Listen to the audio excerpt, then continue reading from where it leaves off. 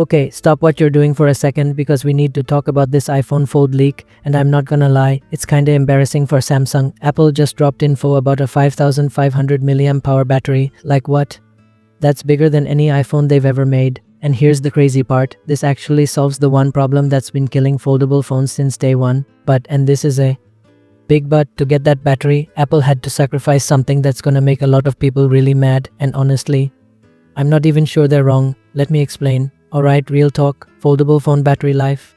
It's not great, and Samsung fans really don't want to hear this, but it's true. The Galaxy Z Fold 7, Samsung's newest, shiniest foldable, has a 4400 mAh battery. You know what that gets you in real-world testing?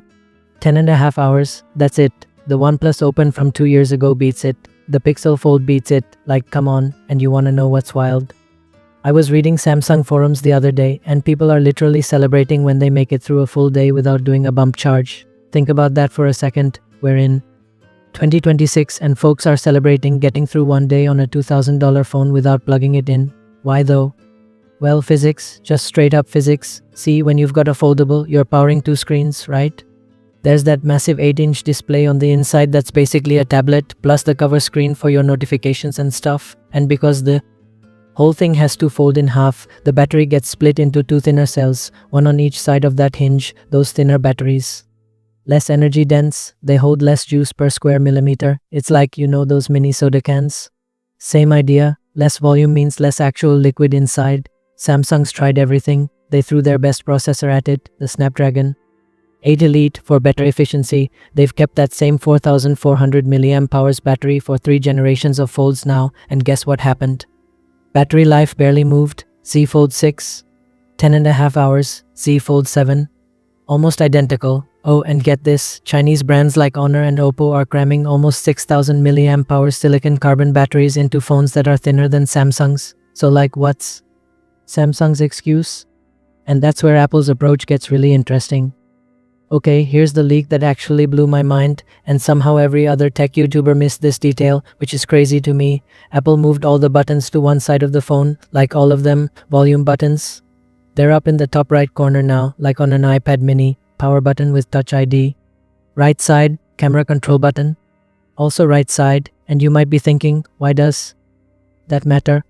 Well, here's why it's actually genius. The entire motherboard, like the brain of the phone, it all sits on the right side when you open it up, which means the left side is just empty. Well, not empty exactly, it's battery and screen. That's literally it. Think about what this means for a second. Normal phones have cables running everywhere, right?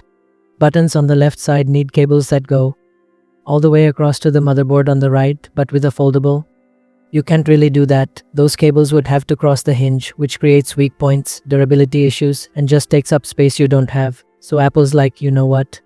Let's just not run any cables across the hinge, put everything on one side, leave the other side clean. One of the leakers called it an extreme yet reasonable and elegant internal stacking structure that's expected to shock the industry, which is a fancy way of saying it's brilliant and nobody thought of it before. And that's how they're fitting 5500 plus mAh into this thing. They're not using some crazy new battery tech. They just optimized every single cubic millimeter of space inside. Compare that to Samsung motherboard in the middle, buttons everywhere, cables going all over the place. It's messy. This is classic Apple, honestly. They didn't invent foldables. They're showing up 7 years late. But they looked at everyone else and said, y'all are doing this wrong. What if we just don't put stuff where it doesn't need to be?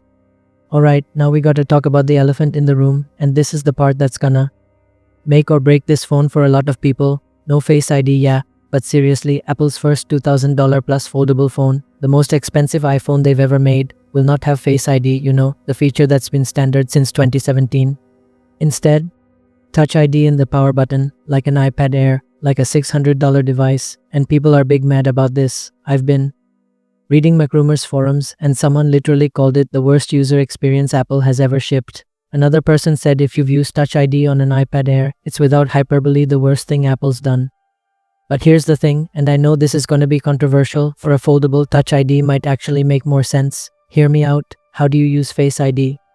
You gotta look at your phone, right? It has to see your face, the angle has to be right, wearing sunglasses. Sometimes it fails, wearing a mask.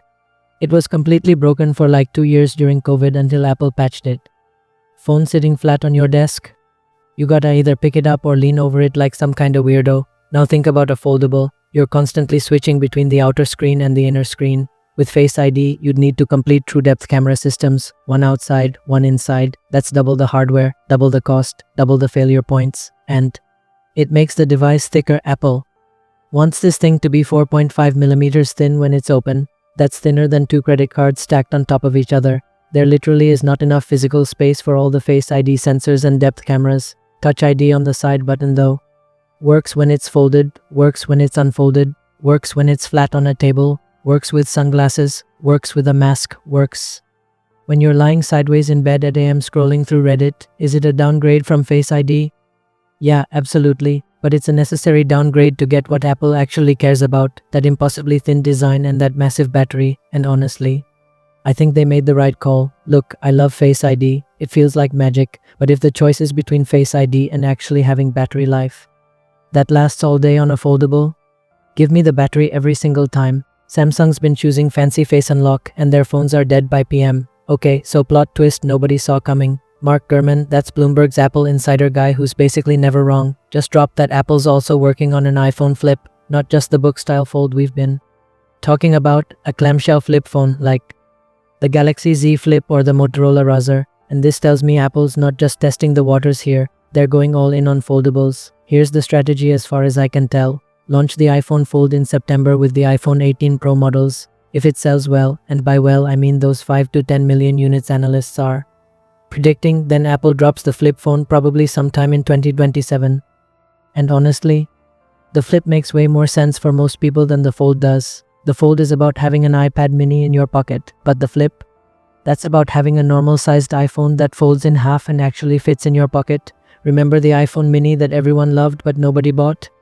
This is basically its spiritual successor. Women especially have been asking for this forever. Most women's pants have like joke pockets. You can barely fit your keys in there, let alone a massive iPhone 17 Pro Max, but a square flip phone that's half the size when folded. That actually works. Plus, and this is the genius part, a flip phone would be way cheaper. Smaller displays, simpler hinge mechanism, less complex overall. Samsung's Z Flip 7 starts at $1,100. An iPhone Flip could probably hit $1,200 to $1,300, making it the cheapest way to get into a foldable iPhone. Now, Gurman says the Flip is far from guaranteed. It depends completely on how well the Fold sells. But the fact that Apple's even testing it, that tells you they think foldables are the future of phones, not just some weird side project. Here's what's driving me crazy. Everyone's comparing the iPhone Fold to Samsung's Galaxy Z Fold 7, right? Specs, price, all that, but that's the wrong comparison to make. Galaxy Z Fold 7 costs $2,000. iPhone Fold is rumored anywhere from $1,800 to $2,400 depending on storage. Sure, those are in the same ballpark, but you know what's actually different? The ecosystem. Samsung's got a foldable that runs Android apps, and most of them look stretched out and weird when you unfold it, like someone took a phone app and just made it bigger without actually redesigning anything. Apple though, when you unfold the iPhone Fold, you're getting iPad apps that have been specifically designed for larger screens for 15 years. Every single iPad optimized app in the App Store is gonna work perfectly on day one. This is Apple's secret weapon that nobody's really talking about. Samsung's been making foldables since 2019, that's 7 years, and developers still don't properly support the Fold's weird aspect ratio. Apple doesn't need to convince anybody to do anything. The work's already been done, and on top of that, the iPhone Fold's probably gonna run those features. Stage Manager for real multitasking, external display support, all the stuff Samsung's been trying to copy for years and still can't quite get right. So yeah, Samsung's got a head start in terms of hardware experience, but Apple, they're playing a completely different game. Alright, let's get real for a minute. Should you buy the iPhone Fold when it drops in September? Here's my honest take, and I'm gonna give it to you straight. If you're an early adopter type, you've got $2,000 burning a hole in your pocket, you always want the newest tech, then yeah, absolutely get it. This is probably gonna be the most polished first generation foldable anyone's ever made. The battery's actually gonna last all day. The hinge will probably outlast your interest in the phone, and the Apple ecosystem stuff is gonna make your Samsung using friends jealous. But if you're a normal person who just wants a phone that works and doesn't want to spend mortgage money on a phone, wait for Generation 2. First gen Apple products are always a little rough around the edges. Remember the first Apple Watch? It was slow. First AirPods? Connection issues. First M1 Max? App compatibility problems. They were all good, but Generation 2 was so much better. Plus, if you wait till 2027, we might have that iPhone flip at a way more reasonable price, and between you and me, that's the one I'm actually excited about. That's the one I'd probably buy. The Fold is Apple proving they can do foldables. The flip is gonna be Apple making foldables for everyone else. Look, bottom line is this. Apple just solved the biggest problem with foldable phones, the terrible battery life, by doing what Apple always does. They completely rethought how the internals should work. Moving all the buttons to one side sounds weird until you realize it lets them fit 25% more battery than any other iPhone ever. Yeah, they had to kill Face ID. Yeah, it's gonna cost more than some people's first car. And yeah, Samsung fans are gonna say Apple's copying them even though Apple basically redesigned everything from the ground up. But that 5500 milliamp hours battery, that's the actual innovation here, not the folding screen. Samsung's been doing that forever, not the hinge. Everyone's got hinges now. The battery, the thing that makes the phone actually usable every single day. And if the rumors are true about the flip phone, 2027's gonna be really interesting. Drop a comment. Would you actually buy the iPhone Fold at $2,000+? Or are you waiting for that cheaper flip model? And am I crazy for thinking Touch ID might actually be better than Face ID on a foldable? Because I feel like I'm taking crazy pills here. Hit like if this was helpful. Subscribe if you want more videos where we actually break down what this stuff means instead of just reading headlines. And smash that bell so you don't miss when I cover the actual launch in September. I'll catch you in the next one.